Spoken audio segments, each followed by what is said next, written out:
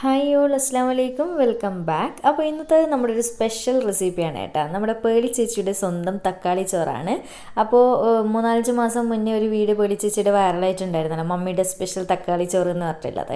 അപ്പോൾ ഞാനും കൂടി ആ ഒരു റെസിപ്പി ഇന്ന് ട്രൈ ചെയ്ത് നോക്കിയിട്ടുണ്ട് കേട്ടോ. അപ്പോൾ ഞാൻ ഇന്ന് വീട്ടിലുണ്ടാക്കുന്ന സമയത്ത് നിങ്ങൾക്കും കൂടി വീഡിയോ ഷെയർ ചെയ്യാമെന്ന് കരുതി. അപാര ടേസ്റ്റാണ് കേട്ടോ. നമുക്ക് അടുക്കളയിൽ സ്ഥിരമായിട്ട് കാണുന്ന കുറച്ച് ഐറ്റംസ് വെച്ചിട്ട് ഇത്രയും രുചിയായിട്ടുള്ള റെസിപ്പി വീട്ടിൽ തയ്യാറാക്കാൻ പറ്റുന്നുണ്ടെങ്കിൽ അപ്പോൾ അതല്ല ഏറ്റവും നല്ലത്. അതുകൊണ്ട് ഞാൻ കരുതി നിങ്ങളായിട്ടൊന്ന് ഷെയർ ചെയ്യാന്നുള്ളത്. അപ്പോൾ നമുക്ക് വീഡിയോയിലേക്ക് പോയാലോ. വീഡിയോയിലേക്ക് പോകുന്നതിന് മുന്നേ നിങ്ങൾക്ക് ചാനൽ ഇഷ്ടപ്പെടുന്നുണ്ടെങ്കിൽ പ്ലീസ് സബ്സ്ക്രൈബ് സപ്പോർട്ട് ചെയ്യണേ. അപ്പോൾ നമുക്ക് ആദ്യം തന്നെ ഈ ഒരു ബൗളിലേക്ക് ഈ ഒരു തക്കാളി ചോറിലേക്ക് വേണ്ടിയിട്ടുള്ള അരി ഒന്ന് എടുത്ത് വെക്കാം. അപ്പോൾ ഇതാ ഞാൻ 2 കപ്പ് അളവിൽ ജീരകശാല അരിയില്ലേ, നമ്മൾ നെയ്ച്ചോറൊക്കെ വെക്കുന്ന ജീരകശാല അല്ലെങ്കിൽ കൈമ റൈസ്, അതാണ് കേട്ടോ എടുത്തിട്ടുള്ളത്. അപ്പോൾ 2 കപ്പ് എന്ന് പറയുന്നത് എൻ്റെത് ഇപ്പോൾ 250 ml മെഷറിംഗ് കപ്പാണ്. അതുകൊണ്ട് അതിലേക്ക് 2 കപ്പ് എടുത്തിട്ടുണ്ട്. ഇനി നമുക്ക് ഈ അരി ഒന്ന് നന്നായിട്ട് കഴുകിയെടുത്തതിന് ശേഷം വെള്ളം വാരാൻ വേണ്ടിയിട്ട് വെക്കണം. കുതിർത്ത് വെക്കേണ്ട ആവശ്യം അങ്ങനെയൊന്നും ഇല്ല കേട്ടോ. പിന്നെ ബസുമതി റൈസൊക്കെ ഇതിന് പകരമായിട്ട് എടുക്കുക. പക്ഷെ ഏറ്റവും ടേസ്റ്റ് കൊടുക്കുക ഈ ഒരു റൈസാണ് കേട്ടോ. ഈ ഒരു റൈസ് കൊണ്ട് ബിരിയാണി വെച്ച് കഴിഞ്ഞാൽ ഭയങ്കര ടേസ്റ്റ് കൊടുക്കുമല്ലോ. അപ്പോൾ നമ്മൾ ഈ ഒരു തക്കാളി ചോറ് റെഡിയാക്കാൻ പോകുന്നത് കുക്കറിലാണ് കേട്ടോ. അതുകൊണ്ട് തന്നെ പെട്ടെന്ന് പരിപാടികളൊക്കെ കഴിയും. സിമ്പിൾ റെസിപ്പിയാണ്. അപ്പോൾ കുക്കർ നല്ലപോലെ ചൂടായതിന് ശേഷം ഞാനിവിടെ 2 ടേബിൾ സ്പൂൺ നിറയെ നെയ്യ് എടുത്തിട്ട് ചേർത്ത് കൊടുക്കുന്നുണ്ട്. അപ്പോൾ ആദ്യം തന്നെ ഒരു കാര്യം പറയാം, ഈ ഒരു റെസിപ്പിയിലേക്ക് നമുക്ക് നെയ്യ് മെയിനായിട്ടുള്ളൊരു ഇൻഗ്രീഡിയൻ്റ് ആണ് കേട്ടോ. ഒട്ടും ചേർക്കാതിരിക്കരുത്, അത്യാവശ്യം നല്ലോണം തന്നെ ചേർക്കുക കേട്ടോ. അപ്പോൾ അതിനനുസരിച്ചുള്ള ചോറിൻ്റെ ടേസ്റ്റും കൂടും.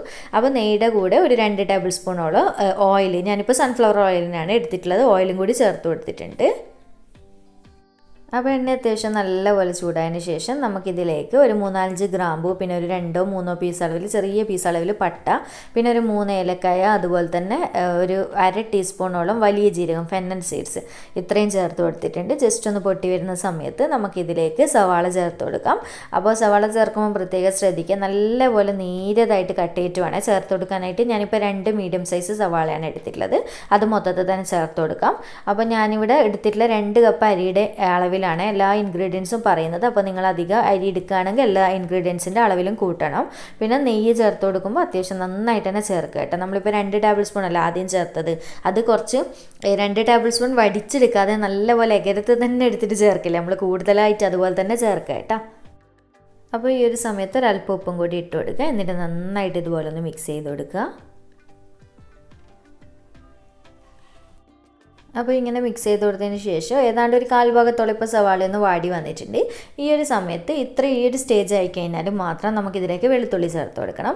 അപ്പോൾ ഞാനിവിടെ ഒരു 14-15 അല്ലിയോളം വെളുത്തുള്ളി എടുത്തിട്ടുണ്ട്. അത് ഇതുപോലെ നീളത്തിലൊന്ന് കട്ട് ചെയ്തെടുത്തിട്ടാണ് ചേർത്ത് കൊടുത്തിട്ടുള്ളത്.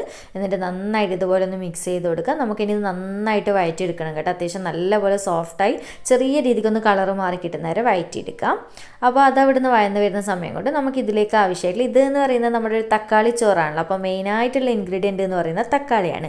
അപ്പോൾ ഞാനിവിടെ 4 മീഡിയം സൈസ് വലുപ്പമുള്ള തക്കാളിയാണ് എടുത്തിട്ടുള്ളത്. അത് ഇതുപോലെ കട്ടാക്കിയിട്ട് മിക്സിയുടെ ജാറിലേക്ക് ഇട്ട് കൊടുത്തിട്ടുണ്ട്. ഇനി ഒട്ടും വെള്ളമോ കാര്യങ്ങളോ ഒന്നും ചേർക്കാതെ നമുക്കിത് നല്ലപോലെ ഒന്ന് അടിച്ചെടുത്തിട്ട് വരാം. ടൊമാറ്റോ പ്യൂരി ആക്കി എടുക്കുമല്ലോ നമ്മൾ, അതുപോലെ ഒന്ന് അടിച്ചെടുത്തിട്ട് വരാം. അപ്പോൾ ഇതാ നമ്മുടെ തക്കാളി നല്ലപോലെ അടിച്ചെടുത്ത് വന്നിട്ടുണ്ട്. ആ ഒരു സമയമാകുമ്പോഴത്തേക്ക് നമ്മുടെ സവാള കണ്ടില്ല, അത്യാവശ്യം നല്ലപോലെ വാടി വന്നിട്ടുണ്ട്. ചെറിയ രീതിക്ക് കളറൊക്കെ മാറി വന്നിട്ടുണ്ട്. അപ്പോൾ ഈ ഒരു സ്റ്റേജ് ആകുമ്പോൾ അത്യാവശ്യം നന്നായി വാടിയെന്ന് ഉറപ്പ് വരുത്തുക എങ്ങനെയാണെന്ന് വെച്ചാൽ നന്നായിട്ട് നമ്മൾ ഒഴിച്ചിട്ടുള്ള എണ്ണയൊക്കെ മുകളിലൊന്ന് തെളിഞ്ഞു വരും കേട്ടോ. അപ്പോൾ ആ ഒരു സ്റ്റേജ് വരെ വാട്ടിയെടുക്കണേ. അതിനുശേഷം നമ്മൾ അടിച്ച് വെച്ചിട്ടുള്ള തക്കാളിയുടെ പ്യൂരി ഉണ്ടല്ലോ, അത് മൊത്തത്തിലായിട്ട് ഈ ഒരു സമയത്ത് ഒഴിച്ച് കൊടുക്കും. എന്നിട്ട് നമ്മുടെ ഈ ഒരു സെയിം മിക്സിയുടെ ജാറിലേക്ക് തന്നെ ഒരല്പം വെള്ളം കൂടി ഒഴിച്ചിട്ട് അതിലുള്ള പ്യൂരി അംശങ്ങളൊക്കെ ഉണ്ടാവുമല്ലോ, അതും കൂടി ഒന്ന് ജസ്റ്റ് ഒന്ന് ഇതുപോലെ ഇളക്കിയിട്ട് ഒഴിച്ചു കൊടുക്കുക. എന്നിട്ട് നന്നായിട്ടൊന്ന് മിക്സ് ചെയ്ത് കൊടുക്കാം. ഇനി നമുക്ക് എന്താ വേണ്ടതെന്ന് വെച്ച് കഴിഞ്ഞാൽ ഈ തക്കാളി പ്യൂരി, ഈ ഒരു തക്കാളിയുടെ പച്ച ടേസ്റ്റ് കാര്യങ്ങളൊക്കെ ഒന്ന് തിളച്ച് കുറച്ചൊന്ന് കുറുകി വരും. ആ ഒരു സമയം വരെ തിളപ്പിച്ചെടുക്കുക. ആ ഒരു സമയം ആകുമ്പോഴത്തേക്ക് നമ്മുടെ തക്കാളിയുടെ പച്ച ടേസ്റ്റും കാര്യങ്ങളൊക്കെ ഒന്ന് മാറിക്കിട്ടും. അപ്പോൾ ഇതാ നമ്മുടെ തക്കാളി അത്യാവശ്യം നല്ലപോലെ തിളക്കാൻ തുടങ്ങിയിട്ടുണ്ട്. ഈ ഒരു സ്റ്റേജ് ആകുമ്പോൾ നമുക്കിതിലേക്ക് ഇനി കുറച്ച് ഗ്രീൻ പീസ് ചേർക്കുന്നുണ്ട്. അപ്പോൾ നിർബന്ധമൊന്നുമില്ല കേട്ടോ, സ്കിപ്പ് ചെയ്യാൻ ഇഷ്ടമില്ല എന്നുണ്ടെങ്കിൽ. അപ്പോൾ ഞാനിവിടെ 1/2 കപ്പ് ഗ്രീൻ പീസ് കുറച്ച് മുന്നേ കുതിർത്ത് വെച്ചിട്ടുണ്ടായിരുന്നു കേട്ടോ. നല്ലപോലെ സോഫ്റ്റായി വന്നിട്ടുണ്ട് കുതിർന്നിട്ട്. അപ്പോൾ ഒന്നിക്കിൽ ഇതുപോലെ ചേർത്ത് കൊടുക്കാം, അല്ലെങ്കിൽ ഫ്രോസൺ ഗ്രീൻ പീസ് എടുക്കുക, അതേതാണോ കയ്യിലുള്ളത് എടുത്താൽ മതി. അപ്പോൾ ഞാനിതിപ്പോൾ ഫ്രോസൺ അല്ലാത്തതുകൊണ്ട് നോർമൽ ഗ്രീൻ പീസ് ആയതുകൊണ്ട് തന്നെ അത്യാവശ്യം വേവ് ഉണ്ടല്ലോ. അതുകൊണ്ട് തന്നെ ഈ ഒരു സ്റ്റേജിലേ നമുക്ക് ചേർത്ത് കൊടുത്തു കഴിഞ്ഞാൽ നമ്മൾ റൈസ് വെന്ത് വരുന്ന സമയമാകുമ്പോഴേക്ക് നല്ല അടിപൊളിയായിട്ട് വെന്ത് വരും. ഫ്രോസൺ ആണെങ്കിൽ ഈ ഒരു സ്റ്റേജ് ചേർക്കണ്ട കേട്ടോ, ലാസ്റ്റ് കുക്കർ അടച്ചു വെക്കാൻ പോകുന്ന സമയത്ത് ചേർത്ത് കൊടുത്താൽ മതി. അപ്പോൾ നമ്മുടെ തക്കാളി പ്യൂരി ഇതാ നല്ലപോലെ തിളക്കാൻ തുടങ്ങിയിട്ടുണ്ട്. ഇനി കുറച്ചൊന്ന് കുറുകി വരട്ടെ, അപ്പോഴത്തേക്ക് ആ ഒരു തക്കാളിയുടെ പച്ച ടേസ്റ്റും കാര്യങ്ങളൊക്കെ ഒന്ന് മാറിക്കിട്ടട്ടെ. അപ്പോൾ നമ്മുടെ തക്കാളി പ്യൂരി ചേർത്ത് കൊടുത്തു കഴിഞ്ഞാൽ പിന്നെ മൈൻഡ് ചെയ്യാതെ നിൽക്കരുത്, ഇടയ്ക്കിടെ ഒന്ന് ഇതുപോലെ ഇളക്കി കൊടുക്കാം. കാരണം തീ കൂട്ടി വെച്ചിട്ട് തന്നെ ഒന്ന് വറ്റിച്ചെടുത്താൽ മതി കേട്ടോ. അപ്പോൾ ഏതാണ്ട് ഒന്ന് കുറുകി ഈ ഒരു പാകത്തിനായി വരുന്ന സമയത്ത് നമുക്കിതിലേക്ക് പൊടികൾ ചേർത്ത് കൊടുക്കാം. അപ്പോൾ ആദ്യം തന്നെ 1 ടേബിൾ സ്പൂണോളം മുളക് പൊടി ചേർത്ത് കൊടുക്കുന്നുണ്ട്. മുളക് പൊടി നിങ്ങൾ എരിവ് നോക്കിയിട്ട് ചേർത്ത് കൊടുക്കുക കേട്ടോ. കാരണം എന്ന് വെച്ചാൽ നമ്മൾ ഇതിൽ പച്ചമുളക് കാര്യങ്ങളൊന്നും ഇട്ടിട്ടില്ല. ഈ ഒരു ഓവർ എരിവുള്ള ഒരു റൈസ് അല്ല ഇത്, പക്ഷേ എന്നാലും നിങ്ങളുടെ ഇഷ്ടത്തിനനുസരിച്ച് എരിവ് കൂട്ടുകയും കുറക്കുകയൊക്കെ ചെയ്യാം. പിന്നെ നമുക്കൊരു 1/2 ടേബിൾ സ്പൂൺ മല്ലിപ്പൊടി ചേർത്ത് കൊടുക്കുന്നുണ്ട്. അപ്പോൾ പേളി ചേച്ചിയുടെ ആ ഒരു റെസിപ്പിയിൽ ചേച്ചി വെറും മുളകും മല്ലിയും മാത്രമാണ് കേട്ടോ ചേർക്കുന്നത്. പക്ഷേ ഞാൻ ഇതിനെ കുറച്ചൊന്ന് കളറൊന്ന് ബാലൻസ് ചെയ്യാൻ വേണ്ടിയിട്ട് ഒരു 1/4 ടീസ്പൂണോളം മഞ്ഞൾപ്പൊടിയും അതുപോലെ തന്നെ കുറച്ചൊരു പൊടിക്ക് ടേസ്റ്റ് കൂട്ടാൻ വേണ്ടിയിട്ട് ഒരു 1/2 ടീസ്പൂണോളം ഗരം മസാല പൊടിയും കൂടി ഞാൻ ചേർക്കുന്നുണ്ട്. ഒട്ടും നിർബന്ധമില്ല കേട്ടോ, ചേച്ചി ചെയ്ത പോലെ ആ ഒരു 2 പൊടികൾ ചേർക്കുന്നുണ്ടെങ്കിൽ അങ്ങനെയും ചേർക്കാം. പക്ഷേ എനിക്ക് ഒന്നുകൂടി ഒരു എക്സ്ട്രാ ടേസ്റ്റ് കിട്ടും ഇങ്ങനെ ചേർക്കുന്ന സമയത്ത്. എന്നിട്ട് നന്നായിട്ട് ഇതുപോലെ ഒന്ന് മിക്സ് ചെയ്ത് കൊടുക്കാം. ഒരു മിനിറ്റ് നേരം ഒന്നുകൂടി ഇതുപോലെ മിക്സ് ചെയ്ത് കൊടുക്കുക. കാരണം എന്ന് വെച്ചാൽ നമ്മുടെ പൊടികളുടെ പച്ച ടേസ്റ്റും കാര്യങ്ങളൊക്കെ ഒന്ന് മാറിക്കിട്ടാൻ വേണ്ടിയിട്ടാണ്. അങ്ങനെ നമ്മുടെ തക്കാളിയൊക്കെ ഏതാണ്ട് ഒന്ന് സെറ്റായി വന്ന് ഈ ഒരു സമയമാകുമ്പോൾ നമുക്കിതിലേക്ക് കുറച്ച് കാഷ്യൂ നട്ട് ചേർത്ത് കൊടുക്കണം. ഇത് നിർബന്ധമായിട്ടും ചേർക്കാൻ വേണ്ടിയിട്ട് നമ്മുടെ പേളി ചേച്ചി പറയുന്നുണ്ട്, കാരണം എക്സ്ട്രാ ടേസ്റ്റ് കിട്ടുന്ന പറയുന്നത്. അപ്പോൾ ഞാനിതിൽ കുറച്ച് ചേർത്തിട്ടുണ്ട്, കാരണം എനിക്ക് ഒരുപാട് ഈ റൈസ് നിന്ന് കടിക്കുന്ന സമയത്ത് അത്രയ്ക്ക് ഇഷ്ടമില്ല കേട്ടോ. അപ്പോൾ നിങ്ങളുടെ ഇഷ്ടത്തിനനുസരിച്ച് ചേർത്ത് കൊടുക്കുക. എന്നിട്ട് നമ്മൾ നേരത്തെ കഴുകിയിട്ട് വെള്ളം ഊറാൻ വേണ്ടിയിട്ട് വെച്ചിട്ടുള്ള അരി ഉണ്ടല്ലോ, അത് മൊത്തത്തിലായിട്ട് ഈ ഒരു സമയത്ത് ചേർത്ത് കൊടുത്തിട്ടുണ്ട്. എന്നിട്ട് നന്നായിട്ടൊന്ന് ഈ ഒരു നമ്മുടെ മസാലയും കാര്യങ്ങളൊക്കെ ഒന്ന് റൈസിൽ പിടിച്ച് കിട്ടുന്ന ഒരു 1-2 മിനിറ്റോളം ഒന്ന് ഇതുപോലെ തന്നെ മിക്സ് ചെയ്ത് കൊടുക്കാം.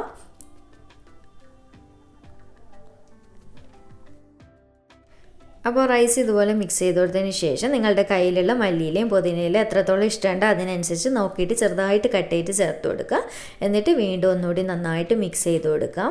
ഇനി ഇതിലേക്ക് നമുക്ക് ആവശ്യത്തിനനുസരിച്ചുള്ള വെള്ളം ഒഴിച്ച് കൊടുക്കണം. അപ്പോൾ ഞാനിവിടെ 2 കപ്പ് അരിയല്ല എടുത്തിട്ടുള്ളത്, അതുകൊണ്ട് തന്നെ 3 കപ്പ് വെള്ളമാണ് കേട്ടോ ചേർക്കുന്നത്. 1 കപ്പിന് 1.5 കപ്പ് വെള്ളമാണ് ചേർക്കുന്നത്. കുക്കറിലല്ലേ നമ്മൾ വെക്കുന്നത്, അതുകൊണ്ട് തന്നെ അത്രത്തോളം മതി. അപ്പോൾ നല്ല തിളച്ച വെള്ളം തന്നെ ഒഴിച്ച് കൊടുക്കുക കേട്ടോ. കാരണം നമ്മൾ അരി ഇടുന്നതിന് മുന്നേ ആയിട്ട് അപ്പുറത്തെ സ്റ്റൗവിൽ വെള്ളം തിളപ്പിക്കാൻ വേണ്ടി വെക്കണം. ഞാനിപ്പോൾ ഒരു കെറ്റിലാക്കിയിട്ട് തിളപ്പിച്ചിട്ട് ഒഴിക്കാനായിട്ട് ചെയ്തിട്ടുള്ളത്. എന്നിട്ട് നന്നായിട്ട് മിക്സ് ചെയ്ത് കൊടുക്കാം. ഈ ഒരു സമയത്ത് ഉപ്പ് ചെക്ക് ചെയ്തിട്ട് ആവശ്യത്തിനനുസരിച്ച് ഉപ്പിട്ട് കൊടുക്കാം. അപ്പോൾ അതിന് മുന്നേ ഞാനിവിടെ ഒരു സ്പെഷ്യൽ ആയിട്ടുള്ള ഒരു ഐറ്റം ചേർക്കുന്നുണ്ട് കേട്ടോ. ഈ ഒരു റൈസിൽ സ്പെഷ്യൽ ടേസ്റ്റ് കൊടുക്കുന്നത് പഞ്ചസാര. അപ്പോൾ 1/2 ടീസ്പൂണോളം പഞ്ചസാര ചേർക്കുന്നുണ്ട്. അപ്പോൾ ഒട്ടും കൂടാനും പാടില്ല കുറയാനും പാടില്ല. നമ്മുടെ പുളിപ്പും എല്ലാം ഒന്ന് ബാലൻസ് ചെയ്യാൻ വേണ്ടിയിട്ടാണ് കേട്ടോ. അതൊരു എക്സ്ട്രാ ടേസ്റ്റ് കൊടുക്കും ഈ ഒരു റൈസിലേക്ക്. എന്നിട്ട് വീണ്ടും ഒന്ന് നന്നായിട്ട് മിക്സ് ചെയ്ത് കൊടുക്കുക. ഇനി പഞ്ചസാര ചേർത്ത് കൊടുത്ത് മിക്സ് ചെയ്ത് കൊടുത്തതിന് ശേഷം ലാസ്റ്റ് ഇതിലേക്ക് ആവശ്യത്തിനുള്ള ഉപ്പ് ചെക്ക് ചെയ്തിട്ട് ഇട്ട് കൊടുക്കുക. എന്നിട്ട് ഒന്നുകൂടി മിക്സ് ചെയ്ത് കൊടുക്കുക. അപ്പോൾ ഇതുപോലത്തെ റൈസൊക്കെ വെക്കുമ്പോൾ അറിയാമല്ലായിരിക്കും, ഉപ്പ് ഒരു പൊടിക്ക് മുന്നിൽ നിൽക്കുന്ന രീതിയിൽ തന്നെ ഇട്ട് കൊടുക്കുക. എങ്കിലേ റൈസ് കുക്കായി വരുന്ന സമയത്ത് റൈസിൽ ചോറിലും കൂടി പിടിച്ച് കിട്ടുള്ളൂ. അപ്പോൾ ഇതാ ഞാൻ പാകത്തിനുള്ള ഉപ്പും കൂടി ചേർത്ത് കൊടുത്തിട്ടുണ്ട്. ഇനി ഇത്രയായതിനു ശേഷം മിക്സ് ചെയ്ത് കൊടുത്തിട്ട് നമുക്കിതിന് കുക്കർ അടച്ച് വെച്ച് കൊടുക്കാം. അപ്പോൾ ഇത്രയേ ഉള്ളൂ കേട്ടോ നമ്മുടെ തക്കാളി ചോറിൻ്റെ പരിപാടി എന്ന് പറയുന്നത്. ഇനി നിങ്ങൾ പ്രത്യേകം ഒരു കാര്യം ശ്രദ്ധിക്കുക, നിങ്ങൾ സ്റ്റൗവിൽ എത്രത്തോളം തീ കുറച്ച് വെക്കാൻ പറ്റുമോ അത്രത്തോളം തീ കുറച്ച് വെച്ചിട്ട് വേണം കേട്ടോ ഈ ഒരു റൈസ് വേവിക്കാനായിട്ട്. എന്നിട്ട് കറക്റ്റ് നിങ്ങൾ ടൈം നോക്കുക, 10 മിനിറ്റ് മാത്രം വേവിച്ചെടുക്കുക. ആ ഒരു സമയത്ത് ചിലപ്പോൾ വിസിലൊന്നും വരില്ല, അത് വിചാരിച്ചിട്ട് നിങ്ങൾ ടെൻഷൻ ആവേണ്ട ആവശ്യമൊന്നുമില്ല, മൈൻഡ് ചെയ്യേണ്ട കേട്ടോ വിസിലിൻ്റെ കാര്യം.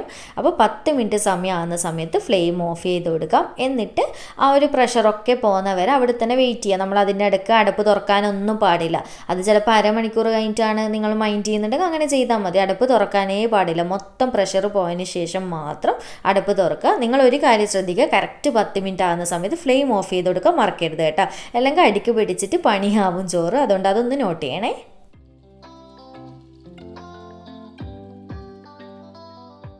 ചോറ് ഞാൻ 10 മിനിറ്റ് കഴിഞ്ഞതിന് ശേഷം ഫ്ലെയിം ഓഫ് ചെയ്ത് വെച്ച് കൊടുത്തിട്ടുണ്ടായിരുന്നു. ഇപ്പോൾ ഏതാണ്ട് ഒരു അരമണിക്കൂറൊക്കെ കഴിഞ്ഞിട്ടുണ്ട് കേട്ടോ. പ്രഷറൊക്കെ മൊത്തത്തിൽ പോയതിന് ശേഷം ഞാൻ ഇതുപോലെ അടുപ്പ് തുറന്ന് നോക്കുന്നുണ്ട്. കണ്ടില്ല, നല്ല പെർഫെക്റ്റ് ആയിട്ട് റെഡി ആയിട്ട് വന്നിട്ടുണ്ട്. നിങ്ങൾക്ക് കാണുമ്പോൾ തന്നെ മനസ്സിലാവുന്നുണ്ടാവും. അപ്പോൾ ഇനി കുക്കറിന് ഇളക്കാൻ നിൽക്കണ്ട കേട്ടോ. ഡയറക്റ്റ് ഇതുപോലെ കോരിയിട്ട് വേറൊരു ബൗളിലേക്ക്, വലിയൊരു ബൗളിലേക്ക് ഇട്ട് കൊടുക്കാം. അപ്പോൾ ആദ്യം തന്നെ പകുതി ചോറോളം ഈ ഒരു ബൗളിലേക്ക് ഇട്ട് കൊടുക്കുക. എന്നിട്ട് നമ്മൾ വേറെ ദം ചെയ്യുന്ന ഒന്നുമില്ലല്ലോ, ഇനി ചെറിയൊരു പരിപാടിയും കൂടി ഇതിലേക്കുണ്ട്. അപ്പോൾ ഇതുപോലെ പകുതി ചോറോളം ആദ്യം തന്നെ ഇട്ട് കൊടുക്കുക.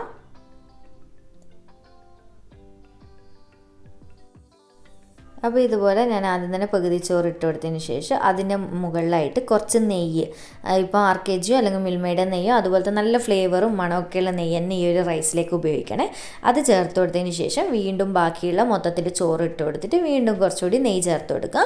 ഇത് നിങ്ങളുടെ ഫ്ലേവറിനനുസരിച്ച് ചേർത്ത് കൊടുക്കട്ടെ. അപ്പോൾ ഈ ഒരു സ്റ്റെപ്പ് നിർബന്ധമായിട്ടും ചെയ്യണേ, കാരണം ഭയങ്കര ടേസ്റ്റ് കൊടുക്കുന്ന ഒരു സ്റ്റെപ്പാണ്. ഈ ഒരു സമയത്ത് കുറച്ച് മല്ലിയിലോ പുതിനയിലോ വേണ്ടിക്ക് ചേർക്കാം, ഒട്ടും നിർബന്ധമൊന്നുമില്ല കേട്ടോ. അപ്പോൾ ഇതുപോലെ നെയ്യും ചേർത്ത് കൊടുത്തതിന് ശേഷം ഇനി നമുക്ക് നന്നായിട്ടൊന്ന് മിക്സ് ചെയ്ത് കൊടുക്കാം. മിക്സ് ചെയ്ത് കൊടുക്കുമ്പോൾ ഹറിവറിയായിട്ട് മൊത്തത്തിൽ കുഴച്ചെടുക്കരുത്.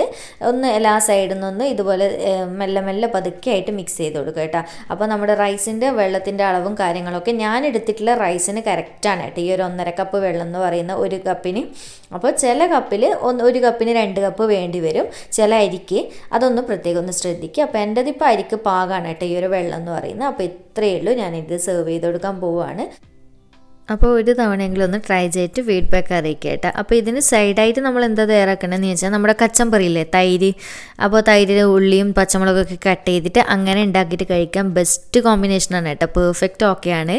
അല്ലെങ്കിൽ ചിക്കൻ ഫ്രൈ, മുട്ട വറവാക്കിയിട്ട് അങ്ങനെ എന്തും വേണ്ടിക്ക് കഴിക്കാം. പക്ഷേ തൈര് തന്നെയാണ് കേട്ടോ എനിക്ക് പെർഫെക്റ്റ് ആയിട്ട് തോന്നിയിട്ടുള്ളത്. അപ്പോൾ അത് മാത്രം മതി, എങ്കിലും എങ്ങനെയും കഴിച്ചു പോവും. അത്രയ്ക്ക് രുചിയാണ് കേട്ടോ ഈ ഒരു ചോറിന്. അപ്പോൾ വീട്ടിൽ ഇടയ്ക്ക് എന്തെങ്കിലും ഉണ്ടാക്കണം, സ്പെഷ്യലായിട്ട് റൈസൊക്കെ കഴിക്കണം തോന്നുമ്പോൾ ഒന്ന് ട്രൈ ചെയ്ത് നോക്കിയിട്ട് ഫീഡ്ബാക്ക് അറിയിക്കുക കേട്ടോ. അപ്പോൾ വീഡിയോ ഇഷ്ടമായിട്ടുണ്ട് എന്നുണ്ടെങ്കിൽ ലൈക്ക് ചെയ്യാനും ചാനൽ സബ്സ്ക്രൈബ് ചെയ്യാനും മാക്സിമം ഒന്ന് ഷെയർ ചെയ്ത് കൊടുക്കാനും മറക്കല്ലേ. അപ്പോൾ വീണ്ടും ഒരു അടിപൊളി വീഡിയോ ആയിട്ട് കാണാം. താങ്ക്